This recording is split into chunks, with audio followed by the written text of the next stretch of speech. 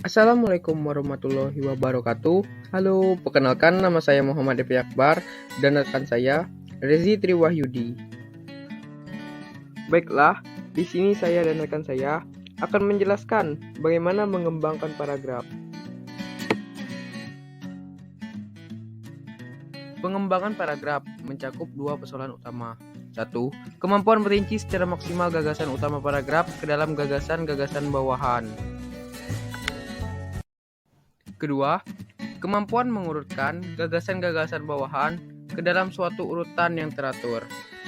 Gagasan utama paragraf hanya akan menjadi jelas bila diadakan perincian cermat. Gagasan utama biasanya didukung oleh kalimat topik. Gagasan bawahan dapat didukung masing-masing oleh sebuah kalimat atau lebih. Ada juga kemungkinan bahwa semua gagasan bawahan sudah tercakup dalam kalimat topik. Malahan ada dua gagasan bawahan yang didukung oleh sebuah kalimat saja. Pola pengembangan paragraf merupakan cara seorang penulis dalam mengembangkan pola pikiran berupa pengembangan kalimat topik dalam kalimat-kalimat penjelas yang dituangkan dalam sebuah paragraf.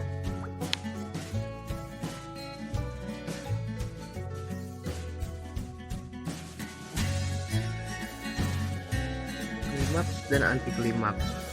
Perkembangan gagasan dalam sebuah paragraf dapat disusun dengan mempergunakan dasar klimaks, yaitu suatu gagasan utama mula-mula diperinci dengan sebuah gagasan bawahan yang dianggap paling rendah kedudukannya, berangsur-angsur dengan gagasan-gagasan lain hingga ke gagasan yang paling tinggi kedudukannya atau kepentingannya. Dengan kata lain, gagasan-gagasan bawahan disusun sedemikian rupa sehingga setiap gagasan yang berikut lebih tinggi kepentingannya dari gagasan sebelumnya, atau perhatian penulis terhadap gagasan berikutnya selalu menjadi lebih besar bila dibandingkan dengan perhatiannya terhadap gagasan-gagasan sebelumnya.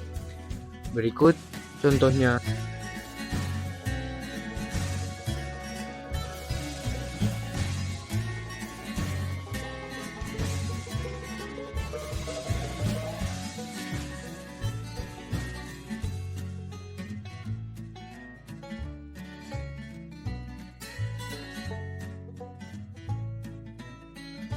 Gagasan utama paragraf di atas adalah bentuk traktor mengalami perkembangan dari zaman ke zaman yang terdapat dalam kalimat topik pada awal paragraf. Gagasan utama ini kemudian diperinci dalam 4 gagasan bawahan, yaitu traktor buatan Ford dan traktor buatan Jepang atau padi traktor. Gagasan bawahan pertama didukung oleh 3 kalimat. Sebaliknya, gagasan bawahan ketiga hanya didukung oleh 1 kalimat. Sebab itu terasa bahwa gagasan ini kurang jelas. Gagasan bawahan keempat ditunjang oleh 2 kalimat. Demikian pula cara menganalisis paragraf lainnya dengan macam-macam metode pengembangan lain. Yang paling penting adalah menetapkan gagasan utamanya, kemudian dipersoalkan bagaimana perinciannya.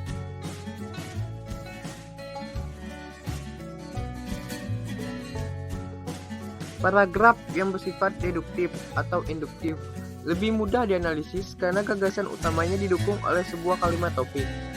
Sebaliknya, paragraf yang gagasan utamanya didukung oleh semua kalimat topik, deskriptif dan naratif agak lebih sukar karena harus dirumuskan secara tersendiri dengan memperhatikan isi semua kalimatnya. Variasi dari klimaks adalah anti klimaks, yaitu penulis mulai dari suatu gagasan atau tema yang dianggap paling tinggi kedudukannya. Kemudian perlahan-lahan menurun melalui gagasan-gagasan yang lebih rendah hingga yang paling rendah.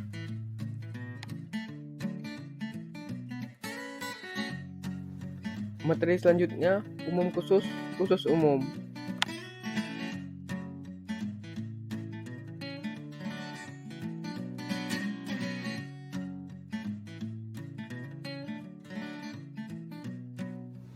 Paragraf deduktif adalah paragraf yang meletakkan kalimat topik pada awal paragraf.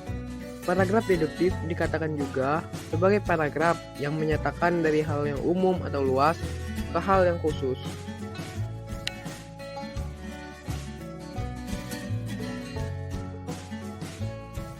Contoh paragraf deduktif.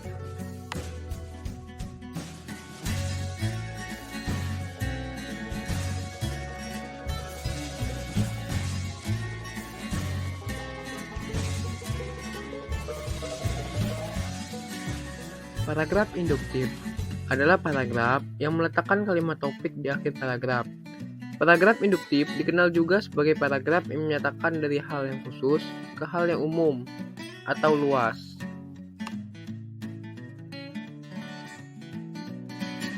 Contoh paragraf induktif.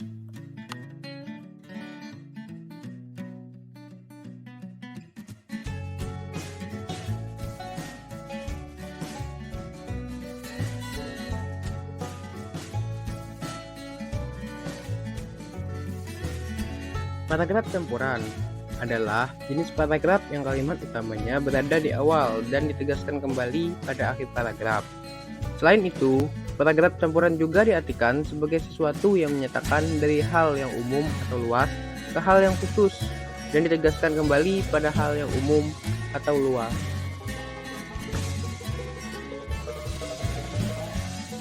Berikut contoh paragraf campuran.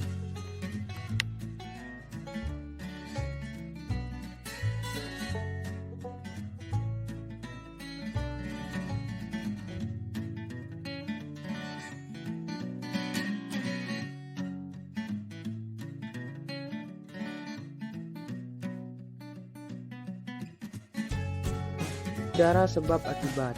Pengembangan paragraf dengan cara sebab akibat dilakukan jika menerangkan suatu kejadian, baik dari segi penyebab maupun dari segi akibat. Ungkapan yang digunakan yaitu padahal, akibatnya, oleh karena itu, dan karena. Selanjutnya, perkembangan sebuah alinea dapat pula dinyatakan dengan mempergunakan sebab akibat sebagai dasar. Dalam hal ini, sebab bisa bertindak sebagai gagasan utama, sedangkan akibat sebagai perincian pengembangannya. Tetapi dapat juga terbalik. Akibat dijadikan gagasan utama, sedangkan untuk memahami sepenuhnya, akibat itu perlu dikemukakan sejumlah sebab sebagai perinciannya.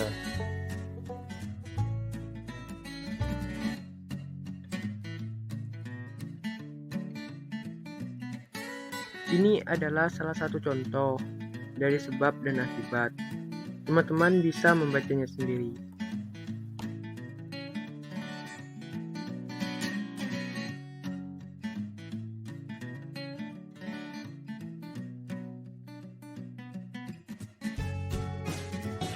Contoh tadi lebih jelas membicarakan tentang menerapkan program jam sostek sejak awal kemerdekaan. Mengapa demikian? Bila kita dapat mengajukan pertanyaan ini, berarti kita harus mencari sebab-sebabnya. Akibat yang ditimbulkan dalam alinea di atas adalah krisis melanda Asia pada 1997 sampai 1998. Indonesia paling sulit bangkit kembali. Oleh karena itu, Indonesia perlu melakukan reformasi penyelenggaraan program jaminan sosial.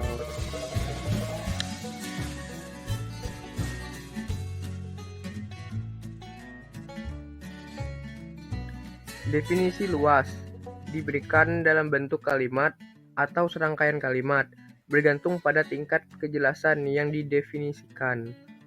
Definisi luas dapat dikembangkan dengan jenis varian perbandingan, ilustrasi, pengulangan, etimologi, atau jika perlu metode pengembangan variasi lain, ataupun kombinasi dari beberapa metode sehingga si pembaca dapat memahami istilah tersebut secara tepat.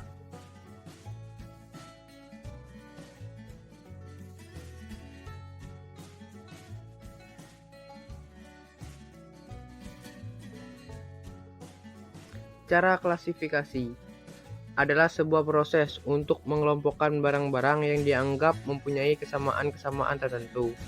Sebab itu, klasifikasi bekerja pada dua arah yang berlawanan. Yang pertama, mempersatukan satuan-satuan ke dalam suatu kelompok, dan kedua, memisahkan kesatuan tadi dari kelompok yang lain. Selanjutnya, cara klasifikasi adalah pengembangan paragraf melalui pengelompokan berdasarkan ciri-ciri tertentu.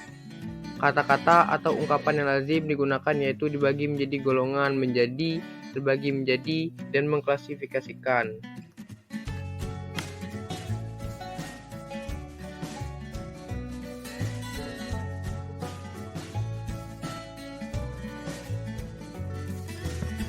Ini adalah salah satu contoh dari klasifikasi. Teman-teman bisa membacanya.